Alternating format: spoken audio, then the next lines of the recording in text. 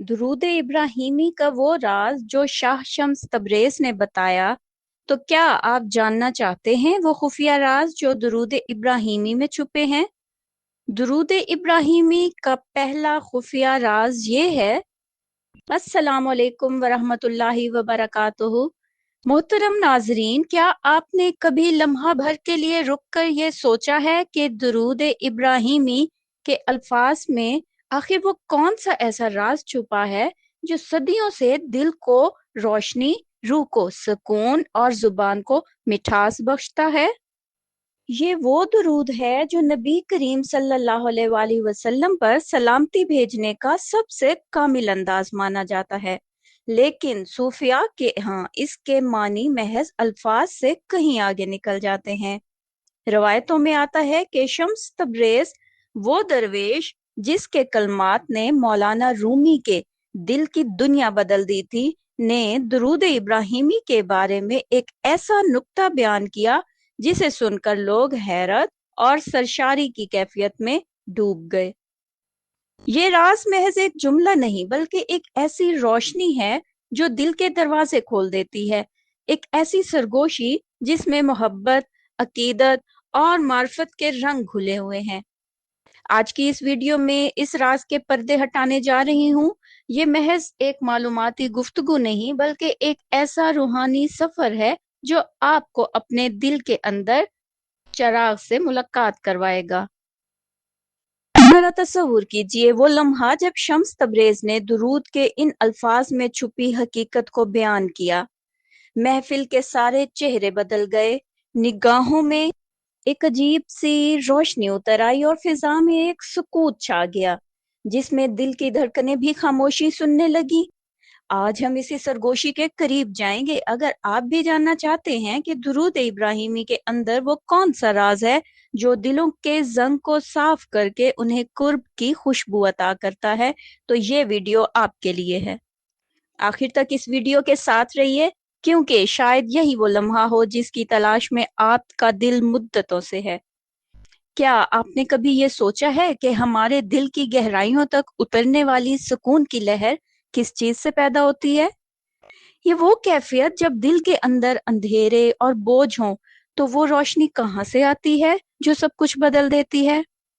दुरूद इब्राहिमी वो मुकद्दस जिक्र है जिसके अल्फाज में ना सिर्फ नबी करीम सल्लल्लाहु अलैहि वसल्लम की मोहब्बत का प्याम छुपा है, बल्कि बंदे और खालिक के दरमियान ताल्लुक को भी एक नई बुलंदी अता करता है।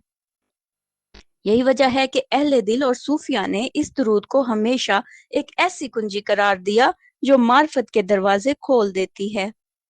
कुरान करीम में अल्लाह ताला फरमाता है, बेशक अल्लाह और उसके फरिश्ते नबी करीम सल्लल्लाहु अलैहि वसल्लम पर दुरूद भेजते हैं। ए ईमान वालो, तुम भी उन पर दुरूद और खूब सलाम भेजा करो। ये इरशाद हमें बताता है कि दुरूद महज एक दुआ नहीं बल्कि एक इलाही पैगाम है जिसमें बरकत, मोहब्बत और कुर्बत के खजाने छुपे हैं। दुरूद इब्राहिमी इन्हीं अल्फाज में से है जो नबी करीम सल्लल्लाहु अलैहि वसल्लम ने खुद अपनी उम्मत को सिखाए और जिसे पढ़ने वाले पर अल्लाह ताला की रहमत के दरवाजे खुल जाते हैं।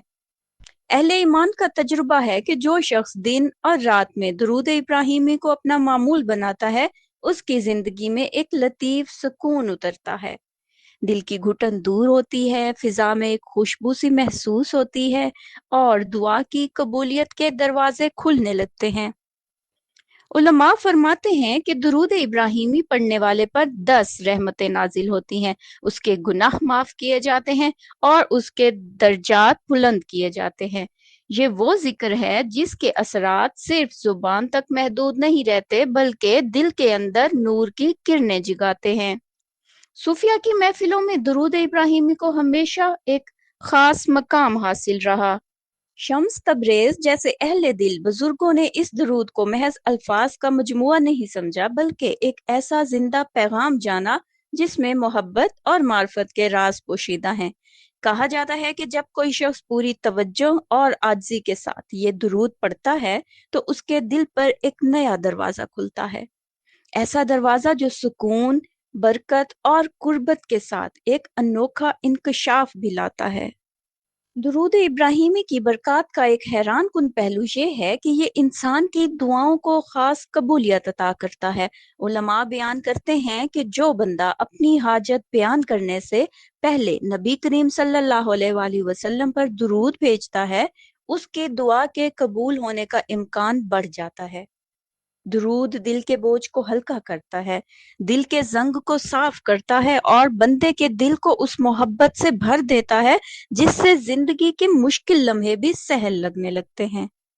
یہ درود نہ صرف روحانی فوائد رکھتا ہے بلکہ انسانی رویوں میں بھی خوشبو بھرتا ہے۔ جو شخص درود ابراہیمی کا عادی ہو جاتا ہے، اس کی گفتگو میں نرمی آتی ہے، اس کے چہرے پر ایک خاص نور جھلکتا ہے اور لوگوں کے دل اس کی طرف مائل ہوتے ہیں۔ اہل معرفت کہتے ہیں کہ درود ذکر الہی کی وہ لڑی ہے جو بندے کے دل کو نبی کریم صلی اللہ علیہ وآلہ وسلم کے عشق کے ساتھ جوڑتی ہے، اور پھر اس عشق کے ذریعے اللہ کے قرب کے دروازے کھلتے ہیں۔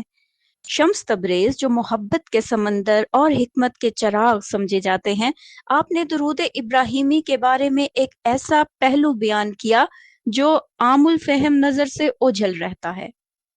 کہا جاتا ہے کہ انہوں نے ایک نشست میں ایسا راز بیان کیا کہ سننے والے حیرت اور وجد میں ڈوب گئے۔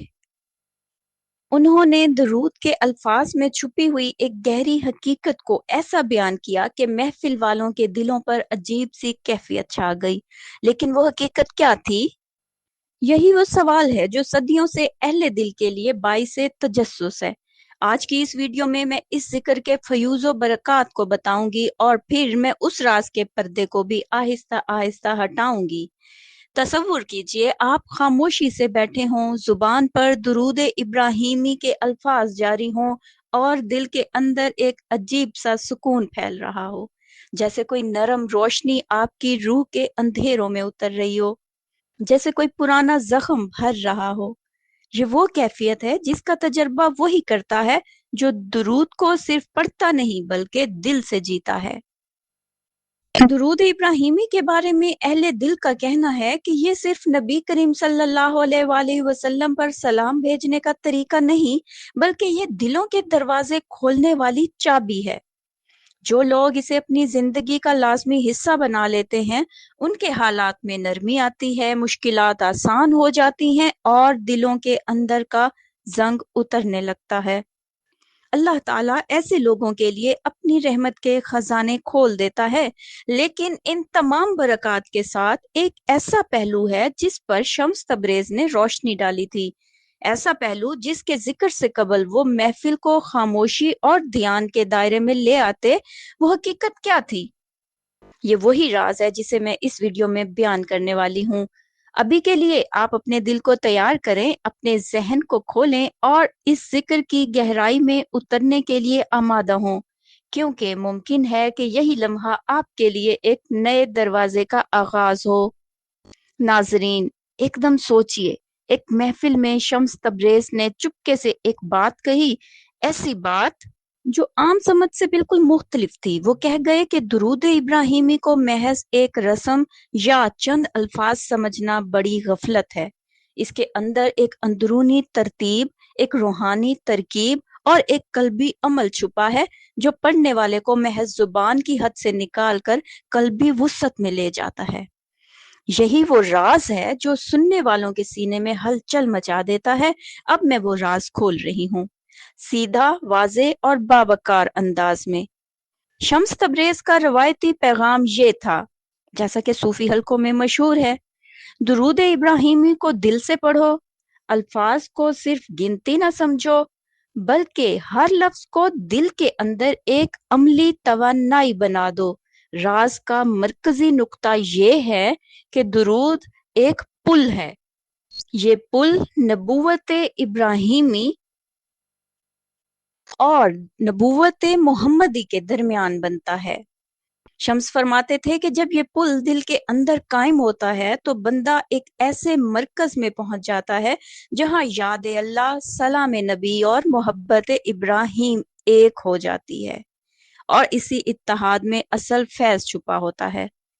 راز کا عملی رخ کچھ یوں ہے: پہلے نیت کی پاکیزگی، مطلب یہ کہ درود پڑھنے سے پہلے اپنے دل کی نیت صاف کرو، کسی دکھ، غرور یا دکھاوے کے بغیر۔ پھر خاموشی اور حضور قلب، محفل یا تنہا میں آنکھیں بند کر کے تصور کرو کہ تمہارے اندر ایک نرم روشنی جاگ رہی ہے۔ شمس تجویز کرتے تھے کہ پڑھائی کو سانس کے ساتھ مربوط کرو، سانس اندر لو، اللہ کا وجود محسوس کرو، سانس باہر نکالو، نبی کریم صلی اللہ علیہ وآلہ وسلم پر سلام بھیجو، الفاظ کو آہستگی سے ادا کرو، ہر لفظ کا وزن محسوس کرو، ہر درود کو دل سے بھیجو جیسے تم کوئی قیمتی روشنی پروانے کی طرح بھیج رہے ہو۔ مزید شمس نے روحانی تصور کو طاقت پر زور دیا، روحانی تصور کی طاقت پر زور دیا۔ درود ابراہیمی کی وہ جزیات، ابراہیمی حوالہ اور محمدی حوالہ، دونوں کو اپنے دل میں بٹھا لو۔ جب تم السلام کہو تو تصور کرو کہ وہ سلام نبی کریم صلی اللہ علیہ وآلہ وسلم کے حضور ایک نرم چادر کی مانند پھیل رہا ہے، اور جب تم ابراہیمی روح کو یاد کرو تو اپنے اندر سے ایک تسلیم اور اطمینان کی لہر محسوس کرو۔ شمس کا کہنا تھا کہ یہی دو لہر مل کر درود کو محض زبان کلام سے اوپر اٹھا دیتی ہیں اور اسے قلبی ملاقات بنا دیتی ہیں۔ اس راز کا ایک اور پہلو یہ ہے کہ شمس نے احساس شکر کو درود کے ساتھ جوڑنے کی ہدایت دی، یعنی درود پڑھتے ہوئے اپنے نفس میں شکر کی کیفیت پیدا کرو۔ شکر اس روشنی کو مضبوط کرتا ہے اور روشنی بندے کے اندر رحمت اور برکت کے دروازے کھول دیتی ہے۔ وہ فرماتے تھے کہ درود جب دل میں شکر کے ساتھ جڑ جائے تو دعا کی قبولیت کے دروازے نمایاں طور پر کھلتے ہیں، نہ بطور کوئی جادو بلکہ روحانی قانون تعلق الہی کے تحت۔ ناظرین، کیا اس کا عملی نتیجہ واقعی محسوس ہوتا ہے؟ شمس اور ان کے مریدین کے تجربات اور اہل معرفت کی عام گواہی یہ ہے کہ جو شخص یہی طریقہ اپناتا ہے اس کے اندر سکون، ایک نورانی تسلسل اور دل کی حساسیت بڑھ جاتی ہے۔ خوابوں میں نورانی مناظر، روزمرہ میں انس کے لمحات اور دل کی رہنمائی کی شکلیں آنے لگتی ہیں۔ اس کے ساتھ ساتھ اخلاق میں نرمی، دوسروں کے لیے ہمدردی اور دعاؤں کی قبولیت میں وہ قوت محسوس ہوتی ہے جیسے محض لفظی درود سے محسوس نہیں کیا جاتا۔